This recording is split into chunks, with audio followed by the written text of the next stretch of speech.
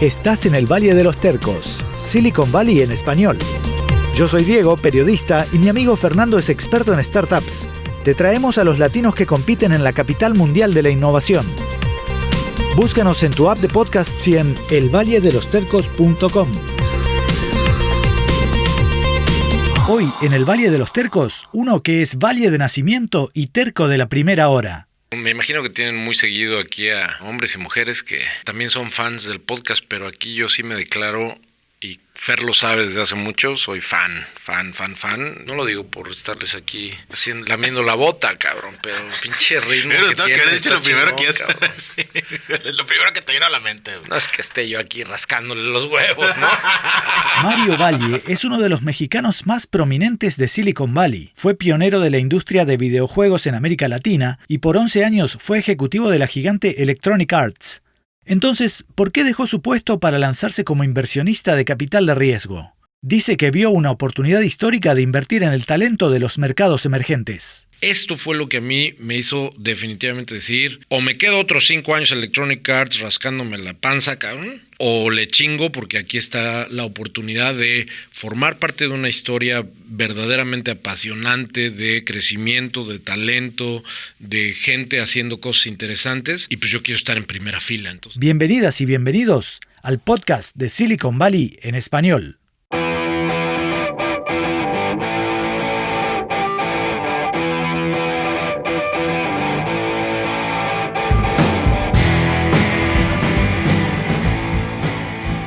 Viene hoy al estudio de SurveyMonkey uno de nuestros... Esto sí que siempre decimos que tenemos amigos de la casa, pero Mario Valle hasta es familia, porque es el Valle de los Tercos y él es Mario Valle. Y ha sido oyente de la primera hora, ha sido aportante a nuestra cuenta de PayPal de la primera hora. Nos ha apoyado mucho desde siempre, como oyente y como amigo. Y es un tipo que tiene una historia muy interesante porque... Después de muchos años con un alto perfil como ejecutivo de EA Sports, la empresa de videojuegos, se lanza a invertir como VC de videojuegos también, pero con un fondo de inversión propio.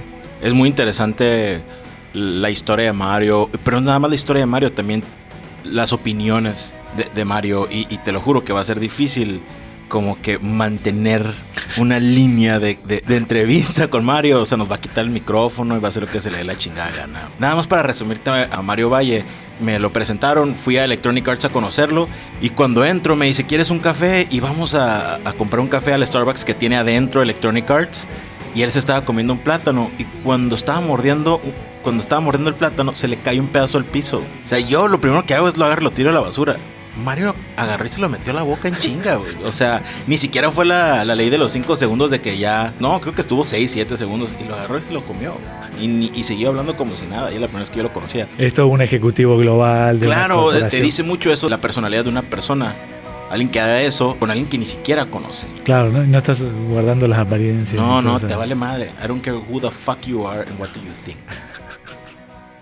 Mario Valle es un tipo que si estás en el mundo tech, en algún momento te lo cruzaste. Prácticamente ha dado más conferencias que Guy Kawasaki, cabrón. Se hizo conocido en América Latina por su trabajo en Electronic Arts o EA, pero cuando llegó al estudio nos contó algo que no sabíamos. Es uno de los pocos tercos que hizo el camino contrario. Empezó como emprendedor exitoso y después se hizo empleado corporativo. Corrían los últimos años del siglo pasado, niños, cuando Mario lanzó una editorial que publicó revistas como Sputnik y Atomics. Luego se metió al mundo de Internet y lanzó un exitoso evento regional de videojuegos, Electronic Game Show, que se hizo hasta en Brasil. Ahí EA lo invitó a lanzar su oficina de Latinoamérica. Y tras unos años, Mario se vino a trabajar en la sede global en Redwood City. Y como dicen, lo demás es historia. Ya para el 2012, 2013, ya cuando yo ya estaba trabajando acá en Electronic Arts y ya llevaba yo incluso ya varios años de inversionista ángel, porque prácticamente empecé a hacer inversiones ángel desde que llegué en 2011, me di cuenta de que la oportunidad, el pan, como decimos en México, estaba verdaderamente en futuro potencial en los desarrolladores independientes de videojuegos. Y yo creo y sigo convencido que la oportunidad en toda América Latina, pero también en otros mercados emergentes como el sudeste asiático, como el centro-este de Europa, como incluso África y el Medio Oriente, y me voy a ir todavía más allá, hasta en el mercado hispano de los Estados Unidos. Esta fuerza de consumo online que todos nos vienen a vender y como nos empiezan a decir, puta, the next billion, ¿no? Los siguientes 1,000 millones de cabrones conectados. Sin duda es una gran verdad que todos estos güeyes van a empezar a conectarse más, a comprar en línea, a consumir entretenimiento digital, etcétera, etcétera. Y sin duda se convierte en una gran oportunidad para los grandes corporativos en todos lados. Pero muy poco se habla de que entre todos estos 1,000 millones de cabrones que están conectándose as we speak a internet y jugando videojuegos, etcétera, también hay talento, también hay desarrolladores, también hay developers, ¿no?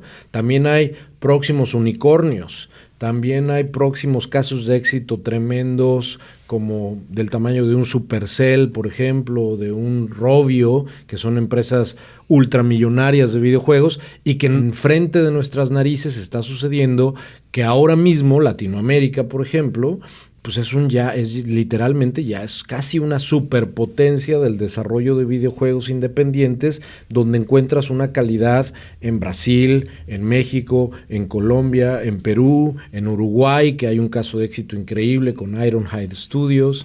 Hace poco ustedes tuvieron a Esteban Sosnick, que es una de las leyendas vivas de esto que te estaba diciendo, ¿no? Una de las primeras leyendas que sucedieron en la región.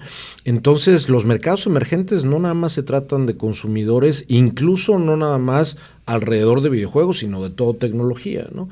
Esto fue lo que a mí me hizo definitivamente decir, o me quedo otros 5 años en Electronic Arts rascándome la panza, cabrón, o le chingo porque aquí está la oportunidad de formar parte de una historia verdaderamente apasionante de crecimiento, de talento, de gente haciendo cosas interesantes, y pues yo quiero estar en primera fila. Entonces esto fue lo que me hizo decidir. Así como te escucho, me dan ganas de ya darte todos mis ahorros, darte un cheque, haz lo que quieras. Venga, cabrón. Pero no va a ser mucho. Pásale una pluma. No va a ser $500. Por lo menos para el Caltrain sí me alcanza, cabrón. Entonces échalo. Pero la pregunta es, ¿esta historia te la creen en Silicon Valley? Es una muy buena pregunta. Uno, porque no nada más estamos vendiéndola en Silicon Valley. O sea, yo estoy basado acá en San Francisco, pero una de las cosas importantes que hay que decir es que esto de que uno no es profeta en su propia tierra en este tipo de situaciones no aplica. O sea, la gente que está también metiendo dinero, desarrollando ecosistemas dentro de estos mercados emergentes está no emocionada, cabrón, lo que sigue alrededor de la oportunidad. Entonces yo te diría que la gran mayoría de nuestros limited partners, ya hablando específicamente de nuestro fondo, la gran mayoría de las personas que están metiendo dinero en el fondo están basadas en estos mercados emergentes e incluso forman parte de organismos y entidades que están impulsando este movimiento y este ecosistema, por ejemplo, gobiernos, organizaciones no gubernamentales, pero sí muy activas en la parte de desarrollo de estos ecosistemas y de industrias de animación, industrias creativas digitales, incluso alguna que otra específicamente alrededor de videojuegos. Y obviamente personas que a lo mejor no conocen directamente la industria, no tienen 20 años trabajando alrededor de la industria, pero que saben perfectamente que cuando tú llegas y les dices, oye, ¿sabías que los videojuegos son una industria que es más grande que la música y el cine juntos, cabrón? Y que está creciendo a números de entre el 8 y el 9% anual desde hace 5 años. Y que no se sorprenden, ¿no? Y que no se sorprenden cuando les dices, oye, ¿sabías que los videojuegos tienen casi el 45% a nivel mundial de videojugadores que son mujeres? ¿Y sabías que los videojugadores tienen la edad promedio de 40 años, 39 años? Y que todos estos datos no los sorprenden porque ya, a pesar de que no son especialistas en la industria, están muy receptivos alrededor de lo que está sucediendo. Entonces, yo creo que el argumento para los inversionistas con el fondo que traemos y que está enfocado a videojuegos va por 2 caminos. Uno, pues definitivamente es una industria que está creciendo más que muchas otras, pero por otro lado el modelo que yo creo que traemos también está muy interesante porque nosotros no estamos invirtiendo en compañías y esto es lo que ha hecho yo creo que seamos no nada más un punto de atención para inversionistas, sino un punto de atención para los developers. Literalmente los developers nos dicen dónde chingados estaban, cabrón, porque nosotros no estamos quitándoles ningún pedazo de su compañía a los emprendedores. Nosotros estamos fondeando al 100% sus proyectos. Haz de cuenta que tú eres un estudio de videojuegos y eres una empresa y tienes 6 güeyes, ya sea 2 socios y 4 empleados o los 6 son socios. Pero el punto es, son una empresa pequeña, su pasión es hacer videojuegos y nos presentan a nosotros como fondo un proyecto. Nosotros en realidad lo que vamos a fondear, si nos gusta y si tiene patas, es ese videojuego, no la empresa. Entonces nosotros no vamos a meternos a diluirlos a ustedes 6 o a ustedes 2, depende del número de socios, sino que en realidad lo único que vamos a hacer es, oye, me gustó este videojuego, ¿cuánto cuesta hacerlo a nivel desarrollo y a nivel marketing? ¿Cuánto cuesta hacerlo y cuánto cuesta lanzarlo al mercado? Y entonces es un modelo bien justo, desde mi punto de vista, es un modelo bien justo porque no le estás... He escuchado... Al mismo tiempo, y estos son datos reales, cabrón, he escuchado casos de terror, que no voy a decir quién, pero casos de terror en México. Acabo de hablar hace relativamente poco con una empresa en el centro este de Europa, en Ucrania particularmente. Un estudio de 4 chavos, ¿no? En el caso de Ucrania, de 5 chavos en el caso de México, que en el caso de México dieron el 51% de su empresa a cambio de $25,000. Y que el de Ucrania, pues afortunadamente pudimos platicar, y yo ya no como fondo, sino simplemente como Mario, el que es fan de estos cabrones, le dije, no seas güey, cabrón, ¿no? No sé cómo se diga pendejo en ucraniano, pero no seas pendejo, güey, ¿no? O sea, no regales de tu empresa porque pues un inversionista está diciendo, oye, por $20,000 o $15,000 te voy a quitar más de la mitad de tu sueño, y desgraciadamente en mercados emergentes existe esto. ¿Por qué? Porque pues hay una desesperación, entre comillas, por parte de estos desarrolladores de crear el videojuego, de lanzar un poco su sueño, ¿no? Y entonces nosotros llegamos un poco, sin echarle tierra a nadie, ni mucho menos, pero llegamos un poco a decir, nosotros no nos vamos a meter con tu empresa. Pero entonces el modelo de meterle dinero, invertirle al videojuego, no a la empresa, es el retorno de inversión es muchísimo más corto. Entonces, o sea, en cuanto empieza a haber ventas del videojuego, ya desde el primero que venden, entonces ya está entrando dinero de Esa es la parte que le gusta a los inversionistas, ¿no? Porque tú normalmente como inversionista, si le metes dinero a un fondo de inversión, normalmente o tradicionalmente, pues te tienes que esperar, no sé, 5 años, 6 años, 7 años, 8 años, a ver si ese fondo de inversión tuvo entre su portafolio una empresa que le pegara a la grande, ¿no? Un Uber o un Airbnb o un Twilio o un Snapchat o lo que sea. Son ejemplos muy tontos los que estoy poniendo, pero creo que para efectos de entendimiento de la diferencia que nosotros tenemos, efectivamente, lo que nosotros intentamos del lado de los inversionistas es, a cambio de que efectivamente tú inviertas en este fondo, lo que nosotros vamos a ofrecer es en términos financieros, una liquidez mucho más rápida, ¿no?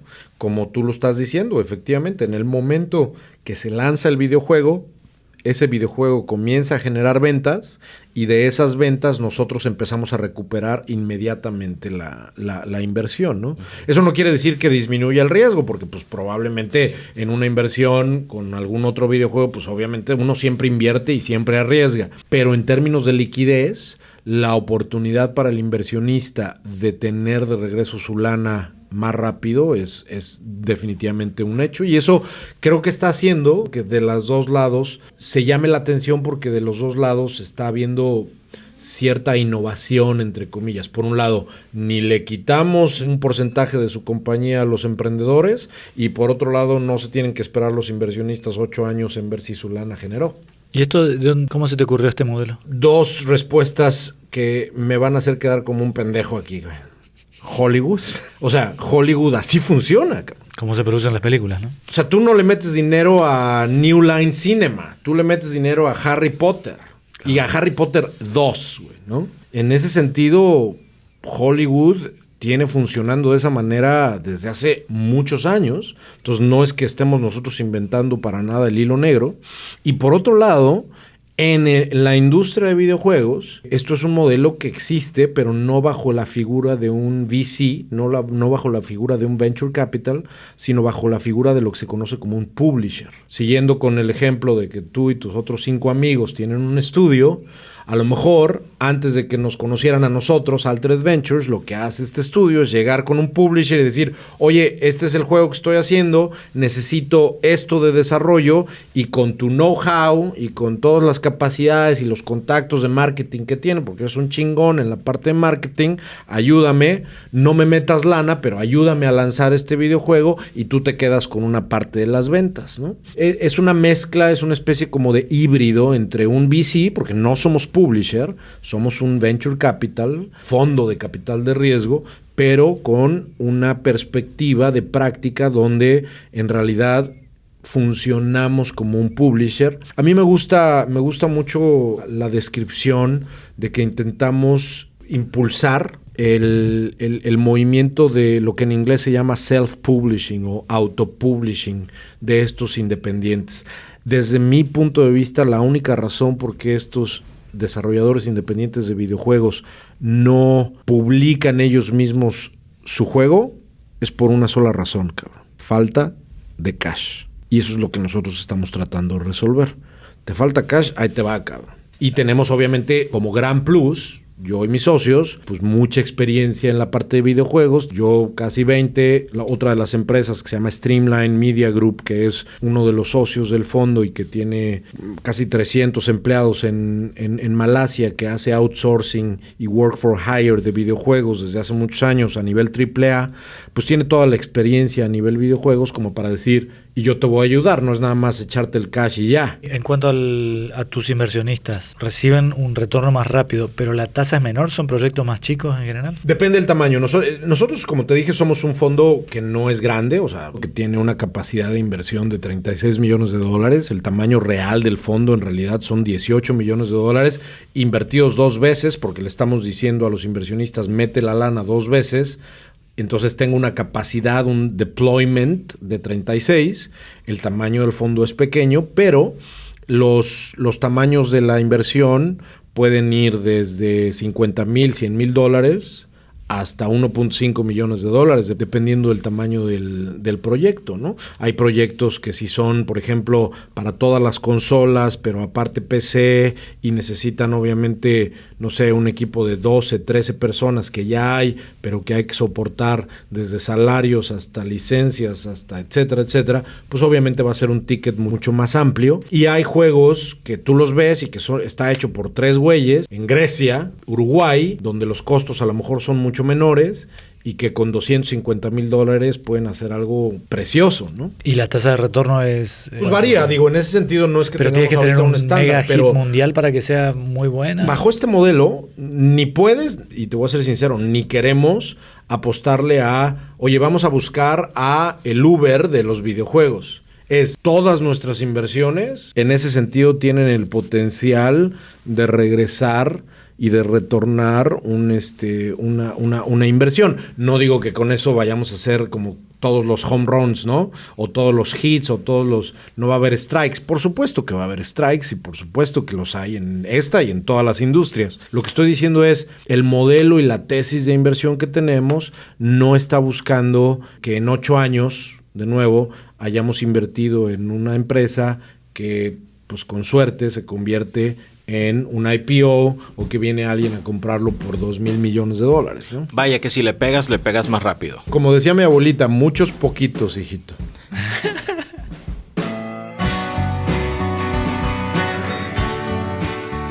Y sí, lo que todo el mundo nos agradece es que las entrevistas del Valle de los Tercos son distintas. Te traen información sin filtro, sin lentes color de rosa, directo desde Silicon Valley. Y son en español, con los latinos, españoles y otros hispanohablantes más destacados del Valle. Para que esta fuente única de conocimiento siga existiendo, pasa hoy por nuestra cuenta de Patreon a dejarnos unos $1 por mes. Súmate a los oyentes premium que nos ayudan a seguir vivos y además recibe recompensas de contenido extra. Patreon.com/tercos. Y como siempre, gracias totales.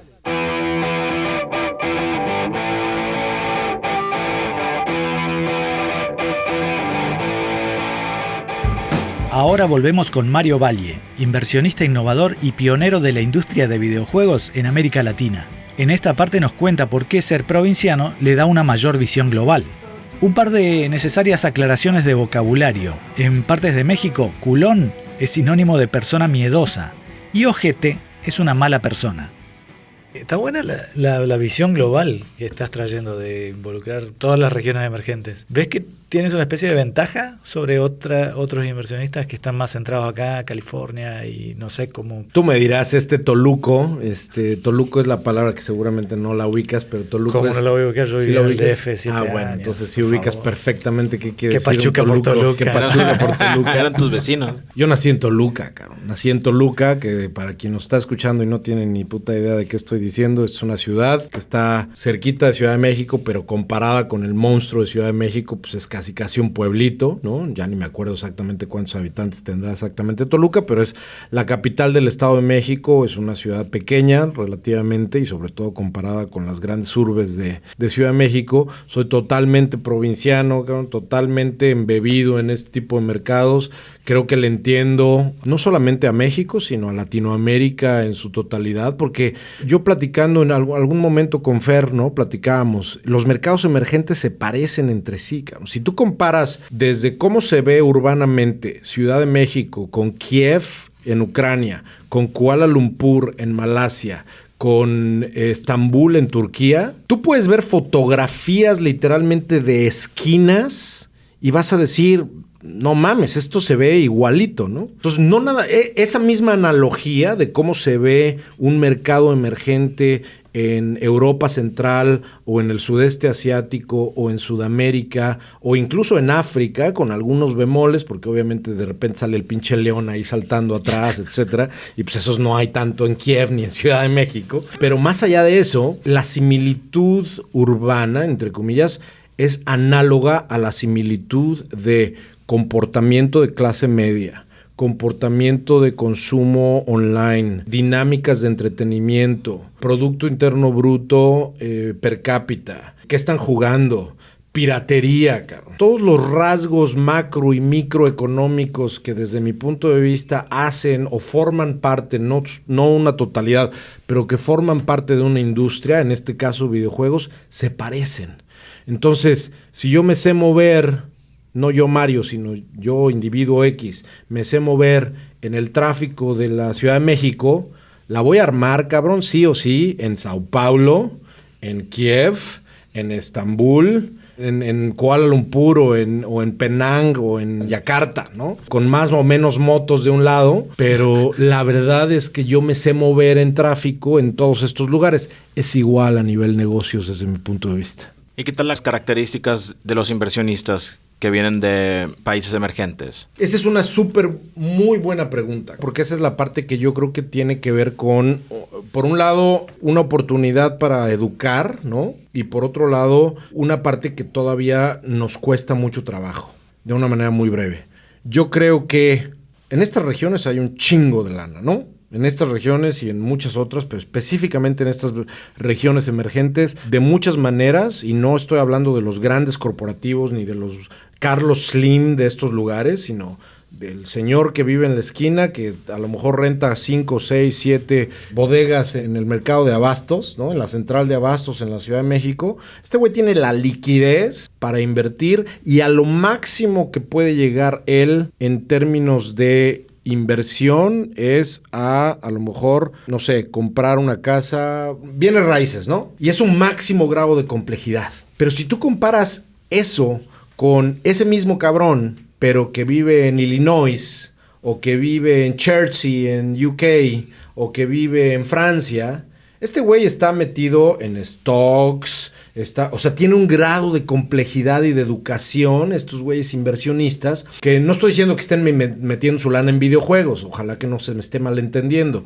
Lo que estoy diciendo es su grado de complejidad a lo mejor comienza en bienes raíces y termina en bonos, stock, etcétera, etcétera, etcétera, ¿no? Creo que este es el paso que es absolutamente clave porque tenemos ya a gobiernos y a entidades financieras y de apoyo de ecosistemas en estas regiones apoyando y diciendo, no mames, cabrón, hay que movernos bien rápido porque aquí está videojuegos y aquí está inteligencia artificial y aquí está esta otra industria. Hay que apoyar, hay que crear, ¿no? Y en ese sentido, hablando de México, pues está el INADEM y está ProMéxico y está un montón de cosas. Pero de pronto, cuando se busca inversión de la base, ¿no? De la gente que tiene o mucha lana o no tanta, pero lana, pues los güeyes en realidad dicen, no mames, no me hables a mí ni de olvídate de videojuegos, no me hables ni de startups ni de nada.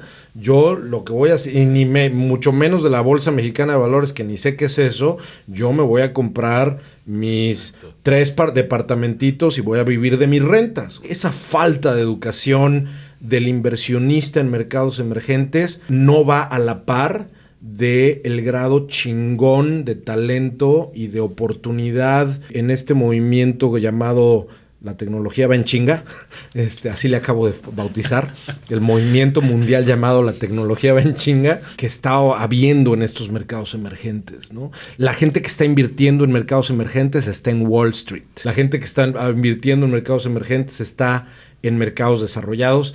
Y esa parte sí me frustra bastante. Sí, es decepcionante, ¿no? O sea, es decepcionante que tengamos en América Latina gente con dinero y que sea tan culona, no tan miedosa.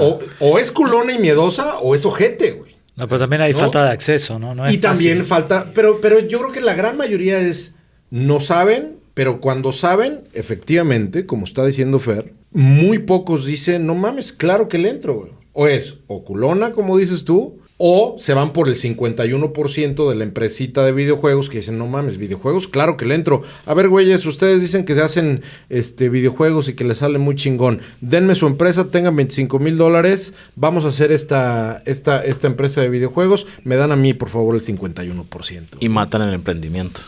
Y en el caso del fondo, ya empezaron a hacer inversiones, ¿no?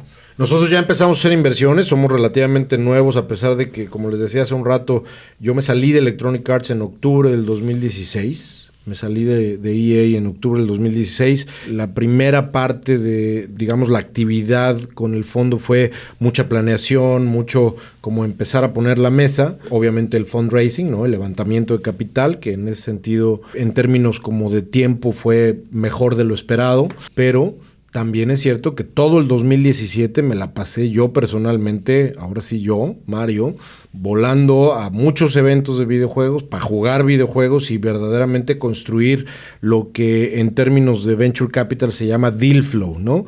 ¿Qué es Deal Flow en términos de Venture Capital? Es ir a buscar proyectos para invertir. En este caso, nuestros proyectos para invertir no son compañías, como lo estamos platicando, son videojuegos. Entonces, mi chamba del 2017 se trató de ir a todos lados que yo podía a jugar videojuegos, a platicar con developers y a decir, oye, a ver, esto que estás haciendo, de qué se trata, enséñame tu demo, hacia dónde va, muéstrame el forecast, por qué esta lana y no esta otra, cuánto te quieres gastar de marketing, etcétera, etcétera, etcétera. Ya estamos en camino de ejecutar 3 y probablemente 4 inversiones, 3 de ellas no anunciadas, hay una de ellas anunciada ya, que es un videojuego de un equipo literalmente de 6, 8 personas basado en Bergen, Noruega. Esto es un equipo muy nuevo, su primer videojuego, ¿no? Liderado por una mujer, por cierto, la CEO y game designer principal de este videojuego, que se llama Podhe, P-O-D-E, si me permiten el comercial. Es un videojuego bien bonito, cuya historia es que esta chava, que tiene un hijo, quiso diseñar y crear un videojuego que no le fuera aburrido a ella, pero que también su hijo pequeño de 5 o 6 años pudiera jugar de manera colaborativa, y el producto es un juego hermosísimo, de un arte padrísimo, basado en mucha mitología noruega, pero también muy divertido, muy challenging para los grandes, y que en ese sentido está enfocado a salir en plataformas como el Nintendo Switch, que seguramente ustedes ubican, las consolas Xbox, PlayStation y PC. Ese juego es el único que hemos anunciado y ya estamos dándole duro. Pero Noruega no necesariamente sería un punto importante. El fondo como tal tiene un especial foco en mercados emergentes, que para términos de videojuegos Noruega, a pesar de no ser como tal un mercado emergente, no tiene tanto una actividad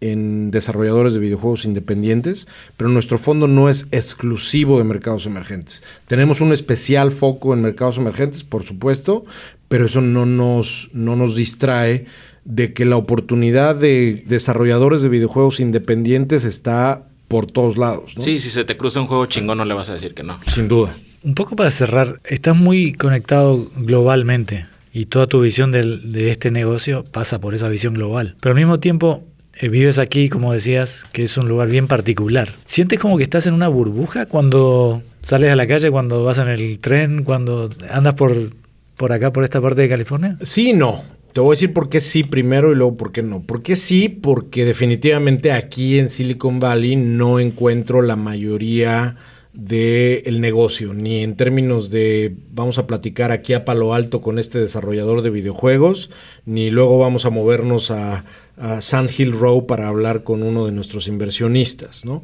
Entonces, más que una burbuja, es en Silicon Valley, por lo menos inmediatamente, no está nuestro negocio, no está la gran mayoría de nuestro negocio. Yo vivo aquí accidentalmente porque Electronic Arts me invitó a trabajar acá en 2010 y pues fue una aventura padrísima, pero pues aquí me quedé, ¿no? Yo podría vivir ahorita en Toluca de nuevo, ¿no? Y de todas maneras empujar esto. Y la parte en la que no es porque creo que en términos de no solamente de que uno puede ya trabajar donde sea y de todas maneras estar activando la industria que sea, yo sí soy de la idea, Diego, que Silicon Valley definitivamente está en un momento bien importante donde ha sido víctima como de mucho golpeteo, ¿no? Por parte de mucha gente a nivel mundial, incluso de mucha gente que ni conoce Silicon Valley, que ha dicho, no hombre, Silicon Valley está muerto, ¿no? Y ya todo el mundo se está yendo de San Francisco, etcétera, etcétera. Y lo cierto es que no, donde yo me siento más cómodo trabajando a veces es justamente en un café en Cupertino de pronto, ¿no? Cuando voy de regreso de que fui a comprar a lo mejor algunas cosas. Ahorita estaba yo aquí al lado en un brewery que está aquí al ladito que ustedes tienen, que está increíble, trabajando ahí, dándole durísimo, hasta una llamada tuve. No digo que eso no se pueda hacer en Ciudad de México, o que eso no se pueda hacer en Monterrey o en Sao Paulo, etcétera. Por supuesto, es un fenómeno mundial, pero la energía y el complemento de dónde se dan estos ecosistemas pequeños para poder facilitar, en mi caso, el trabajo. A mí, en ese sentido, Silicon Valley y el área de la bahía me sigue pareciendo uno de los lugares ideales para estar. Entonces, no es que me sienta en una burbuja. Yo creo que hoy en día, gracias a que tú puedes estar donde quiera y puedes estar mandando un correo electrónico y si el ruido te lo permite, puedes incluso tener una conferencia telefónica en el Caltrain, ¿no? Con los famosos AirPods que salieron más chingones que yo esperaba, de lo que yo esperaba. Puedes tener una conferencia telefónica chingona y no pasa nada, ¿no? En ese sentido no me siento en una burbuja, pero también es cierto que tengo en ese sentido la fortuna de, pues por lo menos estar fuera un par de veces al mes y de pronto pues estar justamente platicando de una manera realista con un desarrollador de videojuegos que vive en Brasil, y a lo mejor 3 semanas después con un desarrollador de videojuegos que a lo mejor conocí hace un año en Nigeria, y pues eso me mantiene, digamos, como que conectado con la realidad de estos otros mercados, pues donde no hay Caltrain, no hay Earpod, no hay brewery aquí bonita para tener una llamada, etcétera. Entonces, en ese sentido me siento muy afortunado porque tengo lo que se podría decir de manera medio cliché, lo mejor de los dos mundos, ¿no? Bueno, Mario, muchísimas gracias por sumarte. Gracias a ustedes, felicidades por el podcast, fan, y la verdad es que disfruté mucho la plática porque terminamos hablando más de un fenómeno que sucede y que es este tipo como de oportunidad a nivel talento, que insisto, creo que estoy convencido que no nada más es a nivel videojuegos, sino a nivel cualquiera que sea la industria, así que les agradezco mucho la oportunidad de platicar tan amplio el tema. Un honor tenerte acá. Te dije. ¿Qué me dijiste? Está cabrón. ¿Que no se calla? No. Está cabrón, o sea, seguir una línea argumentativa. No, y aparte, Mario. O sea, la opinión de Mario es súper fuerte. O sea, no puedes nada más sentarte y hablar de su historia. Él te va a dar su opinión de su alrededor, ¿no? Del ecosistema, de los inversionistas, de los emprendedores. Y para los oyentes que pagan extra para escuchar el audio completo, le hicimos una pregunta adicional al final que les va a encantar sobre por qué se pelea con la gente en Twitter. Lo tienen que seguir en Bilbeni con Y al final. Es una madriza que se da diariamente con alguno que se le cruza. Pero bueno, en resumen sí, Visión Global nos explicó toda la oportunidad de negocios que vio y cómo la está aprovechando por toda la exposición que tuvo él a todos los países emergentes a través de su puesto en EA, y lo está aprovechando por un fondo de inversión bastante innovador. Creo que lo más relevante de todo es cómo utilizas una industria tradicional y ese modelo, como lo decía, lo de Hollywood, para aplicarlo a otro sector como es el Venture Capital y decir, vamos a invertir en proyectos, en videojuegos y no en empresas. No te voy a pedir un porcentaje de tu empresa. Sí. Y es por eso que gente le está metiendo dinero, porque es a menor plazo el retorno, el potencial retorno de inversión. Sí, de hecho yo me tengo que ir porque tengo que ir a hacer una transferencia de todos mis $500 de ahorros a Mario. Nos vemos.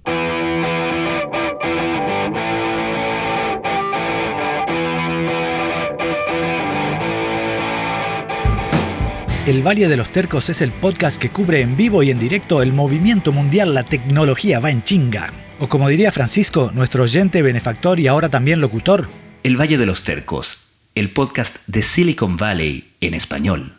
Ayúdanos a seguir haciendo crecer esta comunidad. Comparte el link de elvalledelostercos.com con todo el mundo. Suscríbete a nuestro newsletter, comenta en redes sociales. Nuestro Twitter y Facebook y nuestro email están en elvalledelostercos.com.